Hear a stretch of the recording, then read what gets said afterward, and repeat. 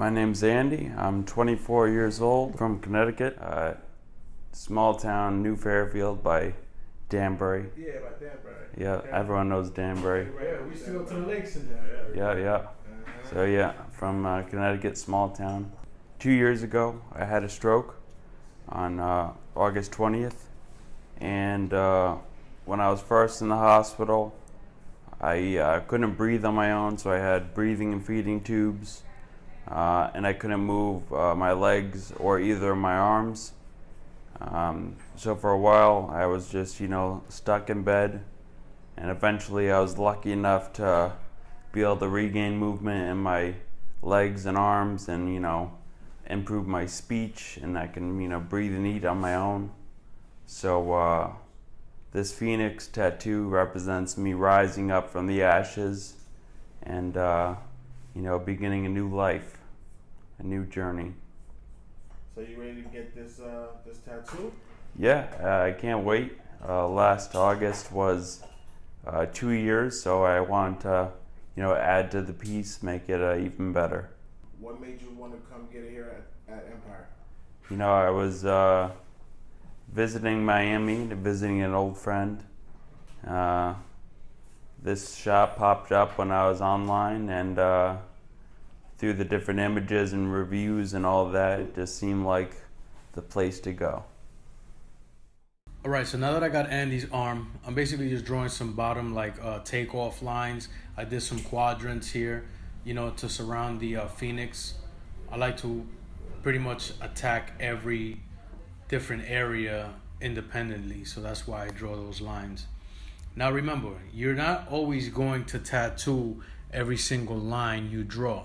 That's why you do it in different sections. That's why I use the orange marker first, then the red, then the black. So these are just brainstorming. This is basically brainstorming on the arm. That's exactly what we're doing. Adding these clouds is gonna give us that effect that we're looking for, the takeoff effect, and you'll see later on which lines we're actually gonna follow by drawing them in black once we're happy with our product. It's all part of the game, and step by step is how you get there. The thing you gotta remember is, even if somebody else has already laid a foundation out, first you wanna make sure that it's a good tattoo, basically. And if it is, or you could add to it, it's fine. But you should always be able to flow with it. I always mention flow. Flow is key with everything, because that's it's almost like when this phoenix right now is dancing on his arm and you want to catch the same beat. That's what I mean with flow. What I'm gonna do is I'm gonna give it almost like a feel like it's coming out of these ashes. You have these clouds. Anytime that you have something taking off, or you have these clouds, you have this dust, you have this real messy bottom, but then as you go up, it just looks more calm, peaceful, and more beautiful. So I think that that's what's gonna give this tattoo a finished look. And for example, this was not done by me, but I could see that it was a good artist that did it. There's some pieces that I'm gonna fill in to give it a 3D effect, which is not really hard. Sometimes some people say, "Oh, I don't like touching other people's work," but at the end of the day, it's a part of a collage, so it wanna make it look finished regardless. Over here, I feel like it's got a little empty spot, and for me to feel like is gonna be complete, I'm just gonna add another tail here to fill in that gap that it was kind of missing. There's nothing wrong with drawing different sketches and getting to the point where you like it. You have to be extremely prejudiced with your own work until you like it, kind of. So here what we're doing is if you notice, I added almost a second line of wings. I mean, they're not really wings. It's just almost like an echo effect. So what it'll do is it'll highlight the wings. It'll make it look more, how do you say it? More volume. Again, we're filling space, so we want to do it the most efficient way, but we want to convey that message that he's coming out of the ashes. So we want to highlight the fact that the wings are just moving in the air, and to create movement, this double line is gonna give it almost like a flare effect, which is going to be very important when the job is done. None of these lines are set in stone, you know. As you go through it, I like to change things sometimes and put what feels right. I guess that's the essence of freehanding, is making the change at the moment. Connecting these clouds, I mean, it gives it the smoke feel, the lift off effect. You want these clouds to almost be bubbly but realistic at the same time. So, you know, this is another thing that is also very, very tricky. Is, for example, a client will send a picture of something that they like or have like some type of reference material, which is always good. But when we came in today, we didn't even really refer back to any of that, because sometimes, you know, you don't know where the client is from, what his mindset is. So it's very hard to convey these messages through text or through somebody who's kind of middlemaning the situation. So what I like to do is I like to talk to everybody face to face and kind of understand where they're coming from, because that's what fuels my imagination, and that's how I connect this piece to him or to any client, you know, and make it their own. It's just gathering information and understanding where they're from. And I think sometimes even listening to the story connects you more into the tattoo than just a simple text message would, you know? So, what you think about what's going on so far there? I'm pretty excited. You know, coming here, I wasn't worried about the tattoo itself, but more of getting my thoughts kind of out, you know, and have him understand what I want. And it looks like he was able to, you know, know what I was thinking, what I wanted to do. All right, here we go. You ready, brother? Let's go. Let's do it.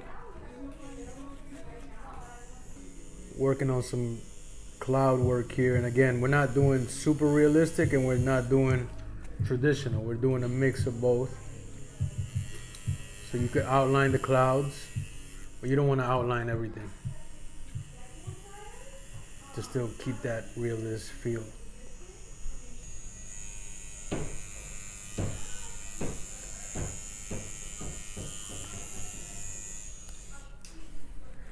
So now we're going to add the tail. Remember, the tail itself, part of this tail has to look the same way as the other tattoo did, so it flows. So now I got to kind of just be a little bit more lenient and do it so it matches the rest of the phoenix.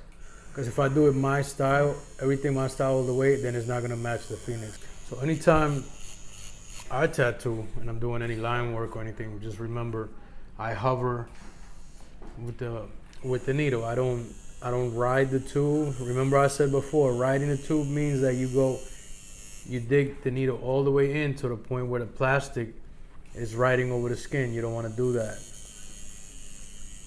You want to keep it real nice and tight, but don't ride the tube. Just a smooth line. Anytime you want to tattoo, you want to do it as if you're drawing. Go up with the needle.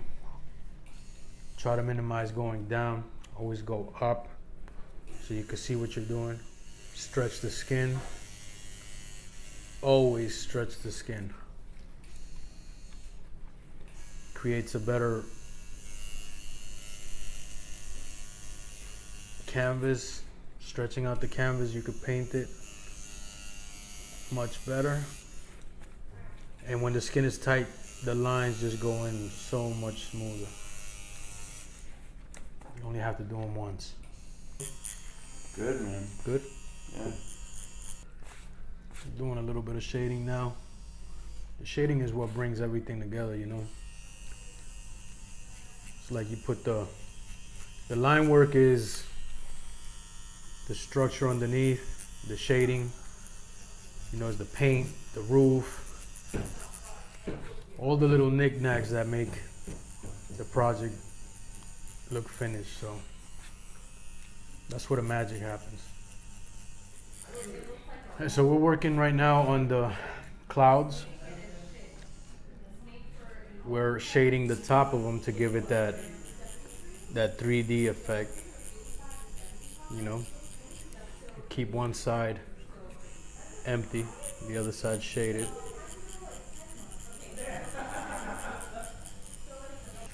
Even when you shade, you don't want to dig the tube in. You know, you don't want to ride the tube. You want to keep that skin away from the tube. Imagine as if you're shading, you got an open wound, and you're riding a plastic tube or metal tube on top of it. Not only are you irritating more, but causing more trauma to the skin. And it's my personal thought that a lot of people actually overwork the skin because they ride the tube. It's always good to put a little lighter levels on top of what you've done to fill in the areas.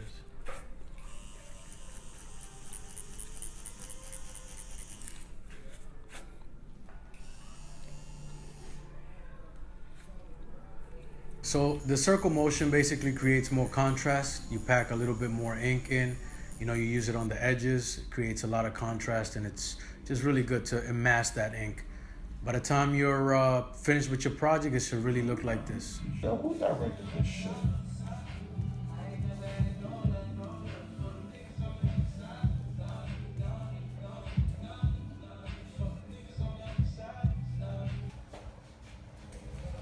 Oh yeah. Looks good, right? Yeah. Feeling that? Yeah, no, that's awesome. Dope. Remember, the background's gonna be a lot lighter, so you know it won't overtake the phoenix. Yeah, no, that's what it needed. Cool. Awesome. Perfect.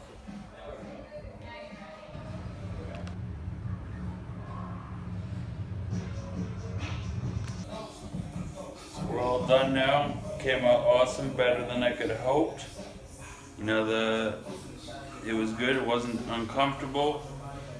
You know, I had a good time, and I can't wait to see it all healed up and ready. Definitely what I wanted and more. Once again, I'm Andy. Empire made me do it. So thanks for checking out the video. Please subscribe, share, don't forget to tell your friends. And if you have any questions, you want any how-to information, you just drop a link and I'll get back to you ASAP.